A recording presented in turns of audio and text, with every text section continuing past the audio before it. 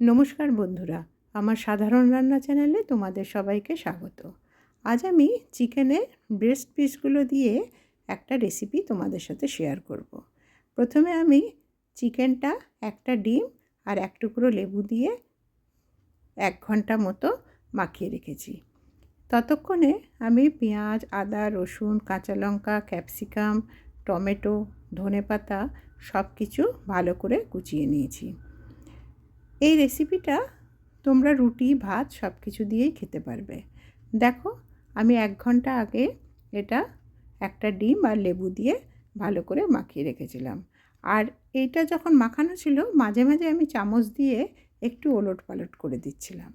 এবারে কড়াইয়ে তেল দিয়ে দিয়েছি। এই তেলের মধ্যে ওই পেঁয়াজ, রসুন, আদা সব এক এক করে দিয়ে লাল লাল করে ভাজবো। খুবই সহজ এই রেসিপিটা, আর বেশিক্ষণ সময়ও লাগে না, খুব তাড়াতাড়ি হয়ে যায়। সব সবজিগুলো ভালো করে লাল লাল করে ভাজবো।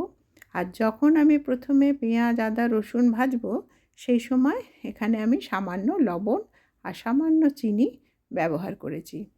চিনিটা আমি টেস্টের ব্যালেন্সের জন্য দিই, তোমাদের ইচ্ছে হলে তোমরা এটা স্কিপ করতে পারো। আর লবণটা দিলে তোমরা সবাই জানো, সবজি খুব তাড়াতাড়ি নরম হয়ে আসে, ভাজতেও সুবিধা হয়।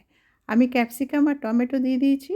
ক্যাপসিকাম আর টমেটো দেওয়ার পর একটু ঢাকা দিয়ে দিয়ে ভাজবো। লবণ তো দেওয়াই আছে, এটা ঢাকা দিয়ে দিয়ে ভাজলে ক্যাপসিকামটা আর টমেটোটাও নরম হয়ে আসবে। যখন এটা নরম হয়ে আসবে, সেই সময় আমি দিয়ে দেবো চিকেনগুলো।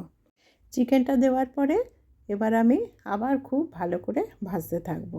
বারবার ঢাকা দিয়ে আর ঢাকা খুলে এরকম করে নাড়িয়ে দিয়ে আবার ঢাকা দিয়ে দেবো। এতেই দেখবে চিকেনগুলো খুব ভালোভাবে সেদ্ধ হয়ে যাচ্ছে। এরপরে আমি দিয়ে দেবো লবণ। আন্দাজ মতো লবণ দিতে হবে।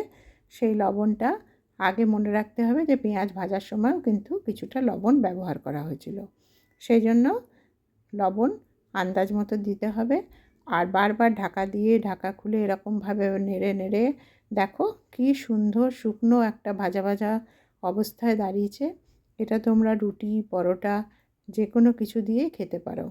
আবার একটু ময়দা মেখে নিয়ে রোল করেও কিন্তু খেতে পারো। ময়দার দিয়ে যেমন চিকেন রোল বানায় সেরকম করেও কিন্তু ভেতরে দিয়ে খেলে খুবই ভালো লাগবে। তখন একটু সস দিয়ে নিও। দেখো, এবার হয়ে গেছে। আমি ওপর থেকে ধনেপাতাটা যে কুচিয়ে রেখেছিলাম সেটা ছড়িয়ে দিয়েছি। আর খুব ভালো করে ধনেপাতাটা চিকেনের মধ্যে মাখিয়ে নিয়ে আমি গ্যাস অফ করে দেবো। এবারে কিছুক্ষণ স্ট্যান্ডিং টাইম দেবো, ঢাকা দিয়ে রেখে দেবো, তারপরে আমি সার্ভ করব। দেখো কি সুন্দর দেখতে হয়েছে। এটার মধ্যে কিন্তু একটু টমেটো সস, একটু সয়া সস আর একটু চিলি সস দিয়ে চিকেন রোল বানিয়েও খাওয়া যায়। তোমরা কিন্তু এরকমভাবে বানিয়ে আমাকে কমেন্ট করো।